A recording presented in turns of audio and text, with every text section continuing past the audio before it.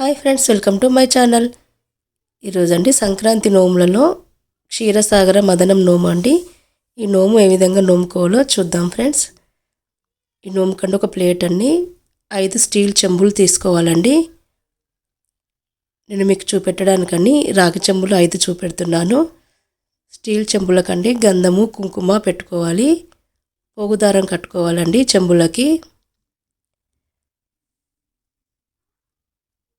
ఈ 5 చెంబులలో అండి ఒక్కొక్క చెంబులో అండి ఒక చెంబులో కుంకుమ, ఒక చెంబులో పసుపు, ఒక చెంబులో పాలు అండి, ఒక చెంబులో నీళ్లు అండి, ఒక చెంబులో పెరుగు అండి.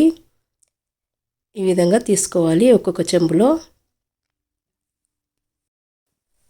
ఈ 5 చెంబులలో నుండి పసుపు చెంబు భర్తకి ఇవ్వాలండి, ఆయుష్ కోసం అండి. కుంకుమ చెంబు తల్లికి ఇవ్వాలండి, దీర్ఘ సుమంగలిగా అండి. పాల చెంబు అత్తకు కానీ కోడలకు కానీ ఇవ్వాలండి, పాలు నీళ్ళలా కలిసి ఉండాలని. అత్త నోముకుంటే కోడలికి, కోడలు నోముకుంటే అత్తకి ఇవ్వాలండి. పెరుగు చెంబు అండి తోడబుట్టిన వాళ్ళకండి, తోడు నీడగా కలిసి ఉండాలని పెరుగు చెంబు ఇవ్వాలి.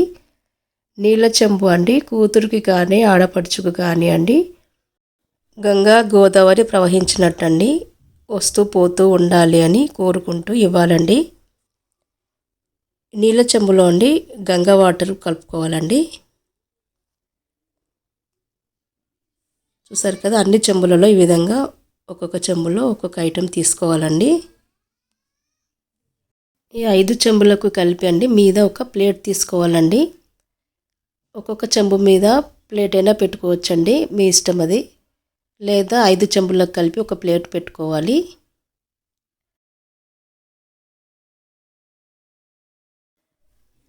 వీడియోలో చూపెట్టిన విధంగా చూడండి ఫ్రెండ్స్, ఈ విధంగా ప్లేట్ పెట్టుకోవాలి. ఈ ప్లేట్లో అండి బియ్యం పోసుకోవాలి. బియ్యంలోనండి కృష్ణుని విగ్రహం పెట్టుకోవాలి.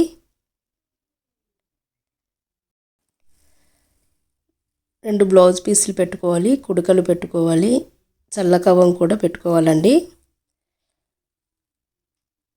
చూసారు కదా, కృష్ణుని విగ్రహం అండి. కృష్ణునికని నైవేద్యం కూడా పెట్టుకోవాలండి, అటుకులు బెల్లము.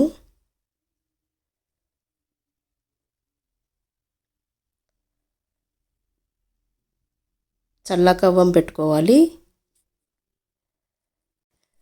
2 బ్లౌజ్ పీసులు కుడుకలు పెట్టుకోవాలి. కృష్ణుని ముందండి గౌరమ్మను పెట్టి నోముకోవాలండి. ఈ నోముకండి కథ ఉంటుందండి, ఆ కథ చదువుకోవాలి. ఇవన్నీ విధంగా పెట్టుకున్న తర్వాత అండి చేతిలో అక్షంతలు పట్టుకొని ఈ కథ చదువుకోవాలండి. పైన ఇస్తున్నాను చూడండి ఫ్రెండ్స్.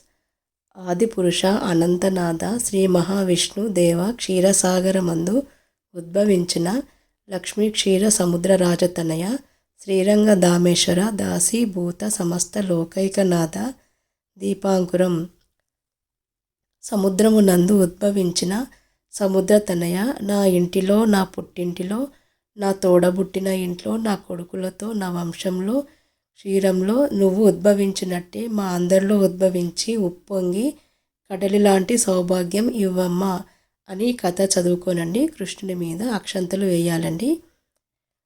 ఈ విధంగా కథ చదువుకున్న తర్వాత నోము అయిపోయిన తర్వాత అండి ఫస్ట్ చెప్పిన విధంగా ఒక్కొక్క చెంబు ఒక్కొక్కరికి ఇవ్వాలండి. వీడియో మీకు నచ్చితే లైక్ చేయండి, షేర్ చేయండి.